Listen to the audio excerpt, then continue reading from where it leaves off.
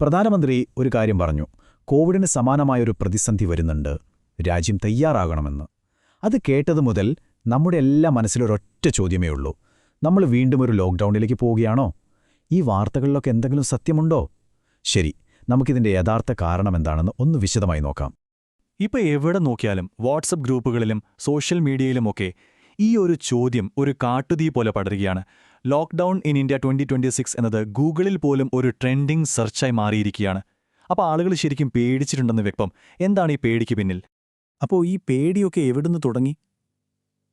ഇതാണ് കാരണം. പാർലമെന്റിൽ പ്രധാനമന്ത്രി നടത്തിയ ഈ ഒരു പ്രസ്താവന, ഈ ഒറ്റ വാചകമാണ് രാജ്യത്ത് വീണ്ടും ലോക്ക്ഡൗൺ ചർച്ചകൾക്ക് തീ കൊളുത്തത്. പക്ഷേ കോവിഡിന് സമാനമായ വെല്ലുവിളി എന്ന് പറയുമ്പോൾ അദ്ദേഹം യഥാർത്ഥത്തിൽ എന്താണ് ഉദ്ദേശിച്ചത്? ശരി, അപ്പം നമുക്ക് കാര്യത്തിലേക്ക് കടക്കാം. പ്രധാനമന്ത്രിയുടെ ആ മുന്നറിയിപ്പിന്റെ യഥാർത്ഥ അർത്ഥമെന്താണ്? അദ്ദേഹം പറഞ്ഞത് വേറെ വല്ല വൈറസിനെക്കുറിച്ചോ പുതിയൊരു അസുഖത്തെക്കുറിച്ചോ ആണോ? അപ്പോൾ ഇതാണ് ഏറ്റവും പ്രധാനപ്പെട്ട പോയിന്റ്. പ്രധാനമന്ത്രി സംസാരിച്ചത് നമ്മുടെ ആരോഗ്യത്തെക്കുറിച്ചല്ല, മറിച്ചൊരു സാമ്പത്തിക പ്രതിസന്ധിയെക്കുറിച്ചാണ്. ഓർമ്മയില്ലേ, കോവിഡ് കാലത്ത് കപ്പലുകളൊക്കെ നിന്നപ്പോൾ ലോകം മുഴുവൻ സാധനങ്ങൾക്ക് ക്ഷാമം വന്നത്? അതുപോലെ ഒരു സപ്ലൈ ചെയിൻ തകർച്ചയാണ് ഇപ്പോഴത്തെ യുദ്ധസാഹചര്യം കാരണം നമ്മൾ നേരിടാൻ പോകുന്നത്. അപ്പോൾ ഈ പറയുന്ന സപ്ലൈ ചെയിൻ പ്രശ്നങ്ങളുടെയൊക്കെ കാരണം എവിടെയാണ്? അതിവിടെയല്ല, ആയിരക്കണക്കിന് മൈലുകൾക്കപ്പുറം മിഡിൽ ഈസ്റ്റിൽ രൂക്ഷമായിക്കൊണ്ടിരിക്കുന്ന ഒരു യുദ്ധമാണ്. ലോകത്തിന്റെ മറ്റേ അറ്റത്ത് നടക്കുന്ന ഈ പ്രശ്നം എങ്ങനെയാണ് നമ്മുടെയൊക്കെ ജീവിതത്തെ ബാധിക്കാൻ പോകുന്നതെന്ന് നോക്കാം.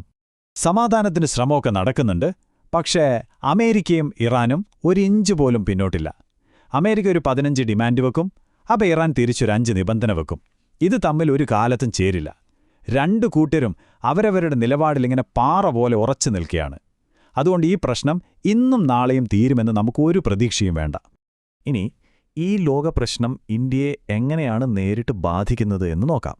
നമ്മുടെ ഏറ്റവും വലിയ തലവേദന എന്താണെന്നറിയാമോ? എനർജി, അതായത് പെട്രോൾ, ഡീസൽ, ഗ്യാസ് പോലുള്ള കാര്യങ്ങൾ. ഈ ചാർട്ട് കണ്ടാൽ തന്നെ കാര്യം ക്ലിയറാവും. നമ്മൾ വണ്ടിയിലടിക്കുന്ന പെട്രോളില്ലേ, അതിൻ്റെ 90% നമ്മളുണ്ടാക്കുന്നതല്ല, പുറത്തുനിന്ന് കാശ് കൊടുത്ത് വാങ്ങുന്നതാണ്. അതായത് ഇറക്കുമതിയാണ്.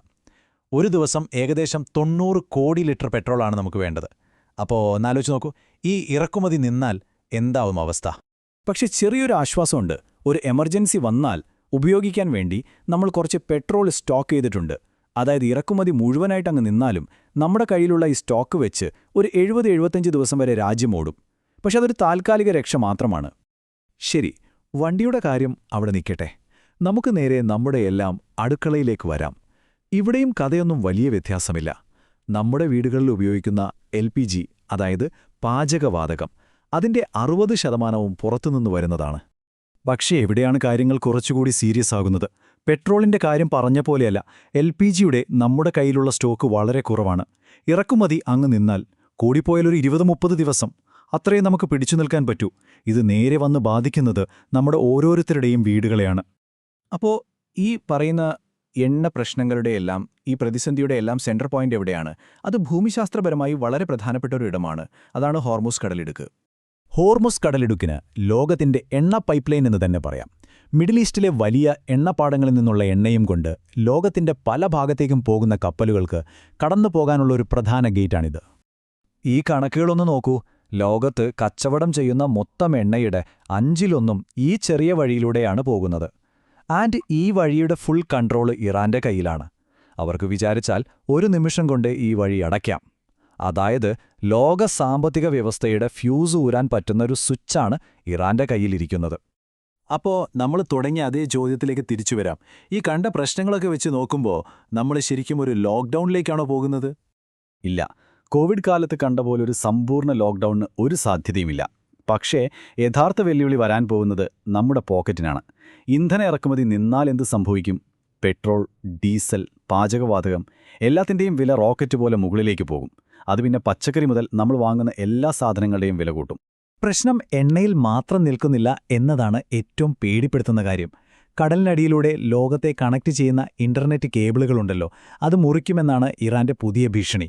അങ്ങനെ സംഭവിച്ചാൽ ലോകത്തിലെ 30% ഇന്റർനെറ്റ് ഒറ്റയടിക്ക് ഡൗൺ ആകും.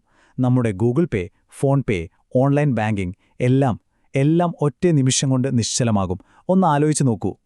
പക്ഷേ ഈ പേടിപ്പിക്കുന്ന വാർത്തകൾക്കിടയിലും ഒരു നല്ല വാർത്തയുണ്ട്. ഇന്ത്യ, ചൈന, റഷ്യ പോലുള്ള തങ്ങളുമായി നല്ല ബന്ധമുള്ള 5 രാജ്യങ്ങളുടെ കപ്പലുകൾക്ക് ഹോർമൂസ് കടലിടുക്കിലൂടെ പോകാൻ ഒരു തടസ്സവും ഉണ്ടാക്കില്ലെന്ന് ഇറാൻ ഉറപ്പു തന്നിട്ടുണ്ട്. ഇത് താൽക്കാലികമാണെങ്കിലും ഇന്ത്യക്ക് കിട്ടുന്ന വലിയൊരു ആശ്വാസമാണ്. അപ്പോൾ നമ്മൾ ഇതിൽ നിന്ന് മനസ്സിലാക്കേണ്ട പ്രധാനപ്പെട്ടൊരു കാര്യമുണ്ട്. ലോകത്തിന്റെ ഏതൊരു കോണിൽ നടക്കുന്ന യുദ്ധം നമ്മുടെ അടുക്കളയിലെ ഗ്യാസ് സിലിണ്ടറിന്റെ വിലയെ വരെ തീരുമാനിക്കാൻ ശക്തിയുള്ള ഒന്നാണ്. അത്രയേറെ കണക്റ്റഡാണ് ഇന്നത്തെ ലോകം. ഈ ഒരു ചിന്തയോടെ നമുക്ക് ഇന്നത്തെ ഈ വിവരണം അവസാനിപ്പിക്കാം.